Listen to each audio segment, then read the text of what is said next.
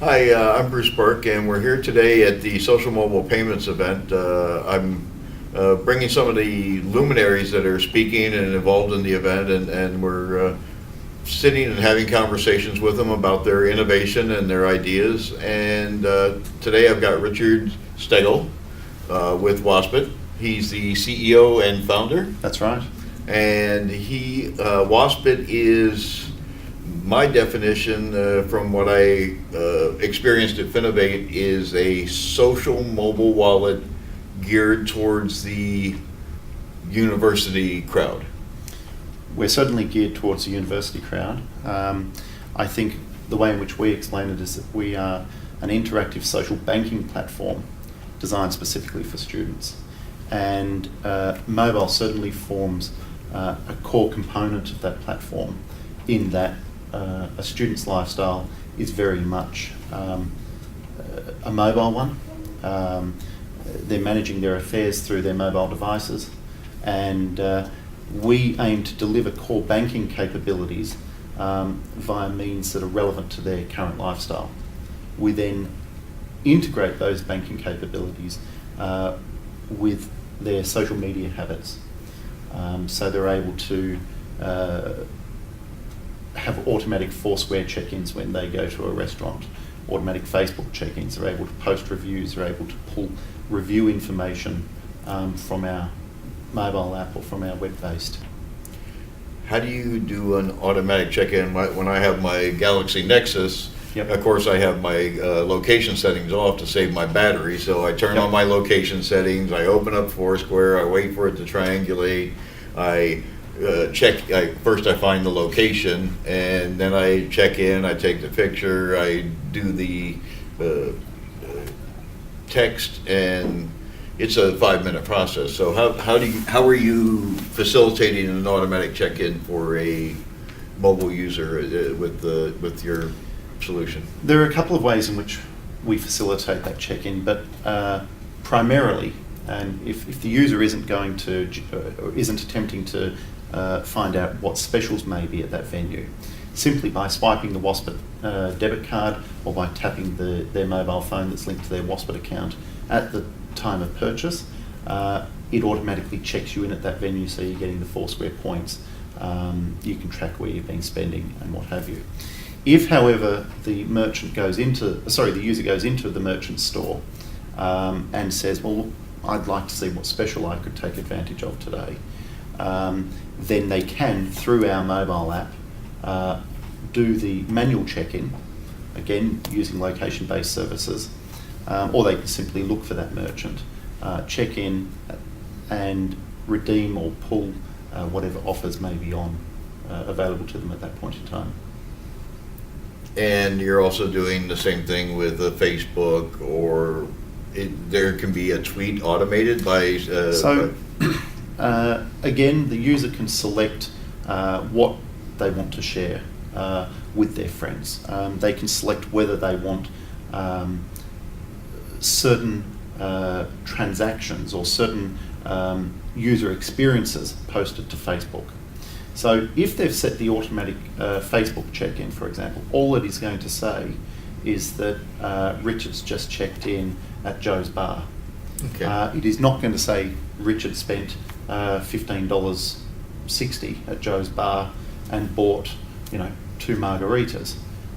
They'd be cheap margaritas, by the way, but by South Beach standards, definitely. Certainly by South Beach standards. So what we do have is then the ability for the user to go into their transaction listing, which is a real-time listing. By highlighting that transaction listing, they're able to, on the right-hand side, review all the merchant details. They can post a comment to Twitter, Facebook, Foursquare and Yelp. They can see which of their friends have been there. They can see the reviews of their friends. They can see reviews of other Waspit users. I met you at Finovate, and you were just getting ready to launch then. That's right. And you launched actually when? So we launched a few weeks after Finovate, so it was approximately the 12th of October, was it? Thereabouts. And we had a great launch event in New York City. We had members of the Mayor's office there, the card networks were there, processors, representatives from a number of the big colleges around the tri-state area. And at that point we started onboarding a number of customers who had pre-registered. In the 5 weeks since, we've taken on just under 5,000 new customers. And I think that that's showing some great demand for the product. And I think what we're starting to now see are the ways in which users are really interacting with this platform. What is it that they like? What is it that perhaps we want to revisit? It's still early days, we can't tell. But the way in which we go to the university demographic or the college demographic is we have what we refer to as WASPIT ambassadors. We're on 34 campuses at the moment. We've got 96 ambassadors across those campuses, and they are primarily promoting WASPIT to their peers. They're showing their peers how it works. They're explaining the benefits that they themselves as a user like, and they're able to truly start interacting with one another. And that's where we use this as an ignition strategy. And once you've got a certain critical mass at a particular campus, you start seeing it take off virally. I'll give an example. We went to SUNY Albany about a week before our launch, and we spoke at, I think it's referred to their Able Business Club up there, and there were about 250 people. And since that time, we've had that club, and by speaking to those people, we've had at least 700 new sign-ups from Albany. Wow. 700. Now these brand ambassadors, these advocates of your service, are they employees of WASPIT? No, they're not. We do. Are they compensated in? They are compensated. We provide a 4 points internship program. Okay. It's a marketing internship. We look for key strengths in individuals, social influencers. Okay. We look for people that have a marketing background or a desire to focus their skills in marketing. We look for people that are able to plan and coordinate events based around the WASPIT product. We look for people that are able to manage other people. And when we bring all those skills together, we do so as part of a structured internship. We work very closely with the careers advisors on campus in structuring these, and in terms of recruiting these ambassadors as well. And we then educate those interns on what the WASPIT program is, what the solution is, and of course whether or not it's something that they themselves are confident in. If it is, then they're going out and they're promoting the solution, they're coordinating events for us, they're finding us other WASPIT ambassadors to work with us, and they're having to get into us a lot of material on how they're tracking against their objectives. So they're collecting demographics, they're collecting, quantifying, all that sort of thing. They're certainly providing a lot of market intel for us as well, and that's a very valuable thing we get from it. What they're getting in return, though, is some hands-on experience and the ability to hand on heart say to a potential employer when they graduate, I've been involved with project management. I've got project management skills. I've got event management, people management, general marketing prowess. These are skills that we look for in individuals when we're hiring. So you can check in on Facebook, you can do your Yelp reviews, you can do all that sort of thing. Are you also engaging new users using those social channels? Are you finding new users off the university campus and through the social network? We're certainly starting to find some viral take-up. Interestingly, what we're encouraging but also finding is that we're getting parents signing up. Why? So they can. It's a very quick route to cash. Mum, I need to pay my cell phone bill tomorrow. They can have the money instantly. We also find that it's a good way for parents to perhaps without monitoring what their children are doing at college, put them on a drip feed of cash and say, well, look, here's your weekly allowance.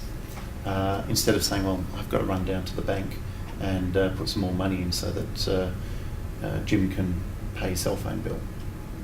And do the parents have access to the transactions of the sub-account? Do they know they spend it at the beer store or whether they spend it buying lunch? All of our customers are over 18. We don't take on anyone under 18.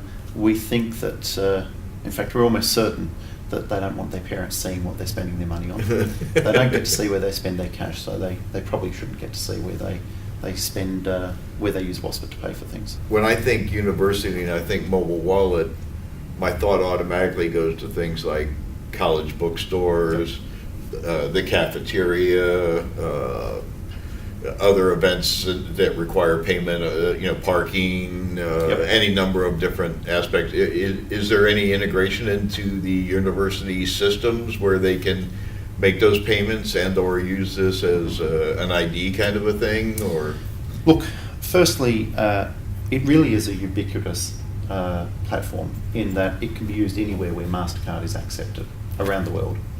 That's the first point. So most bookstores are accepting credit card or debit card payments.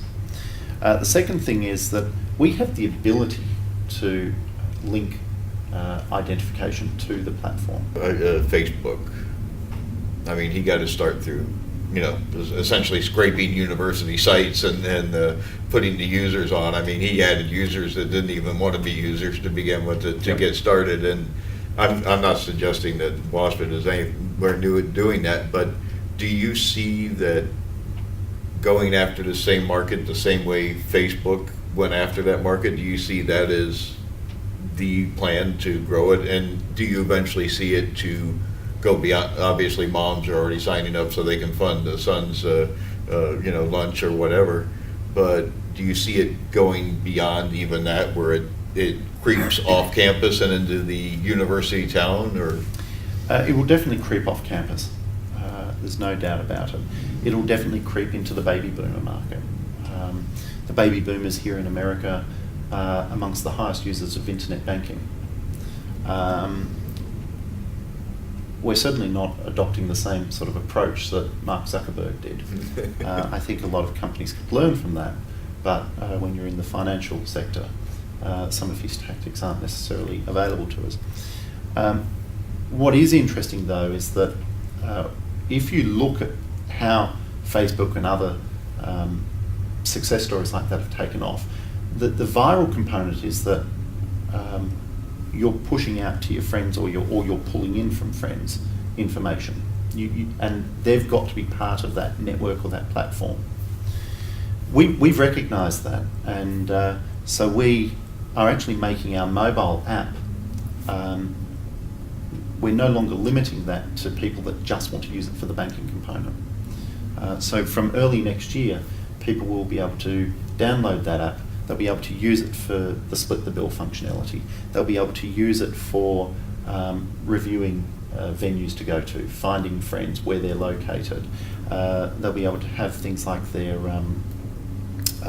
task lists and what have you built into that. And the best part about it is that you don't have to be a WASPA customer to receive money or to request money. It won't go into a WASPA account. You'll be able to redirect that to a PayPal account, Amazon account, or a bank account. And yes, you will pay a small fee for that if you're not a WASPA customer, but you'll still be able to receive it. So again, getting ubiquity amongst the user base as well as with the retailers is where we're going. And that's possibly something that we've learned from some of these other success stories. You've really got to get your brand on that valuable bit of real estate, which is the screen of someone's mobile phone. And when you've done that, and when you've made it compelling enough for someone want to have it on that screen, and when they're willing to use it for other functions, over time, they will say, actually, I want to now enable the banking features, because it adds that extra layer of convenience that I don't have from anyone else. The banking features, where are they? Are they funding it with a credit card? I mean, can they go to a merchant and fund it with cash? How does How do they load their mobile There are wallet? many ways in which they can load their WASPIT account. One, it's got a routing number and an account number, just like any other bank account. So it's an FDIC It's an insured FDIC account? insured account. Number two, they can link it to any debit card. They can link it to any checking account. They can have other people deposit money in it for them. They can have their salary, their benefits paid in. And they can receive money via peer-to-peer. So there are many ways in which the user is able to receive money.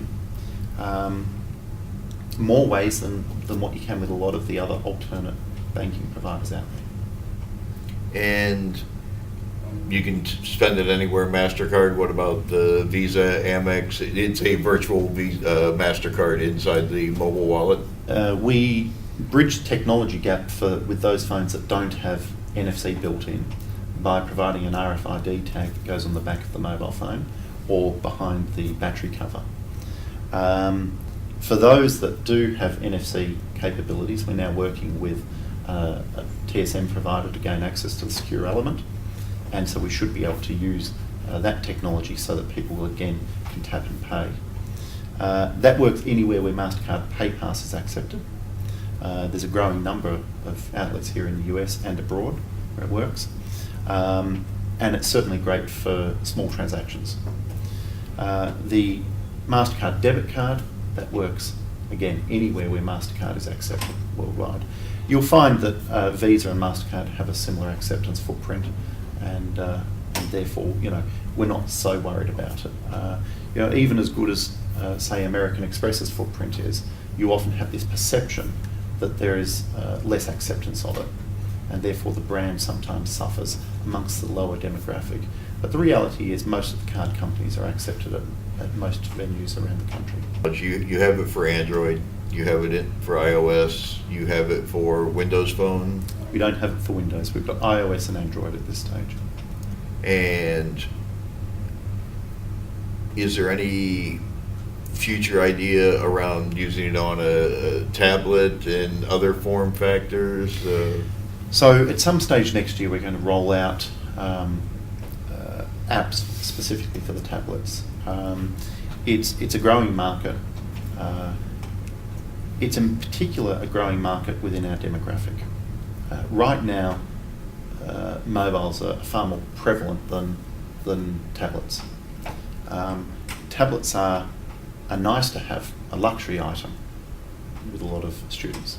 The biggest investment for a student is often their laptop, shortly followed by their mobile phone. So those that have a tablet are quite fortunate, and we're not finding at this stage that there is a huge market for it. As the solution moves beyond just the students though, in particular parents and what have you, tablets are going to become more important to us. So it is on our roadmap, but right now it's not part of our minimum viable product. What would you want to tell the world about WASPIT and your... Look, I think the main message which we get across is that this is an FDIC-insured interactive social banking platform that meets the needs of what students want.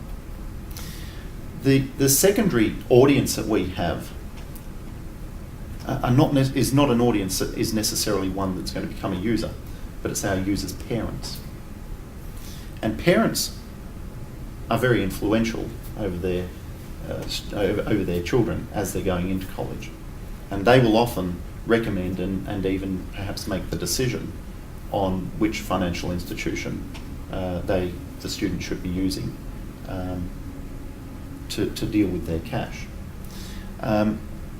So we have to explain to parents that this is a solution that doesn't enable their children to get into debt. They can only spend what they've got. They're able to monitor what payments they've got coming up. They're able to see real-time balances. They can't accidentally incur overdraft fees. In fact, they can't incur overdraft fees full stop. So it's creating, it's enabling the student to develop fiscally responsible habits. Spend what you've got, not what you don't. It's FDIC insured, it's secure, and it's what the children want, or the kids want to be using. So why not endorse it? Why not work with it? And in fact, sign up yourself, because it's a great way in order to interact on a financial level with your children while they're at college. You said you're on some universities. What your advocates are on some universities? What you mentioned SUNY and you mentioned Arizona State. We've got Columbia. We've got a number of SUNY campuses. We've got. I'm looking over to our CMO here. NYU. NYU. Syracuse. Syracuse. Several universities out in California. Yeah, we've got Chico State out in California. So look, we've got quite a number. We have someone that handles that program for us, Julie Ryan. She manages on a day-to-day basis all of our ambassadors, does a great job at it, recruits new ones, and that team is in fact growing quite quickly as well as we scale that distribution footprint. Thinking about different universities, he said Syracuse, and automatically I think the Orangeman. Any customization features where the end user can customize the color scheme of the... Absolutely. I think early next year we've got the ability to put the university skin in the background. You're going to have your feed of university events within there. When you sign up now, you select which school you're at. And so by selecting that school, we're able to then put each user into the relevant categories or alumni categories at a later date, and then get them part of that community. There are also localised events. So if you look at Chico State University, the ambassadors there have put together a campaign which is taking place in early December, or an event I should say, where an up-and-coming, I think it's a rapper, Johnny Polygon, is... Lost on my I generation. personally haven't heard the music, but I hear that he's quite a popular person, and they're aiming to have somewhere in the order of 1,000 people turn up for this event. There is a cover charge, but it's free if you're a WASPIT member. So we're paying, Value add. we're paying for that artist to come out, perform at Chico State, and that's again how we're engaging with our potential users. Well, it sounds like you're off to great things. How long before you actually released? How many test beds, or how long was the initial pilot before you? We've been, I think one thing which I'd say is that we founded the business originally in the UK, and we had the benefit of taking on 32,000 customers at that point.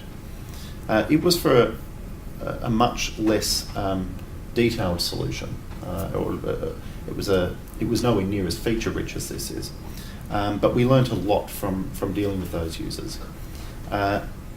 From April this year through to October, we were dealing with every component at different stages through a beta phase, and so based on that, we've been able to get a lot of feedback, fix the user bugs that were found, and go to market with what we now have.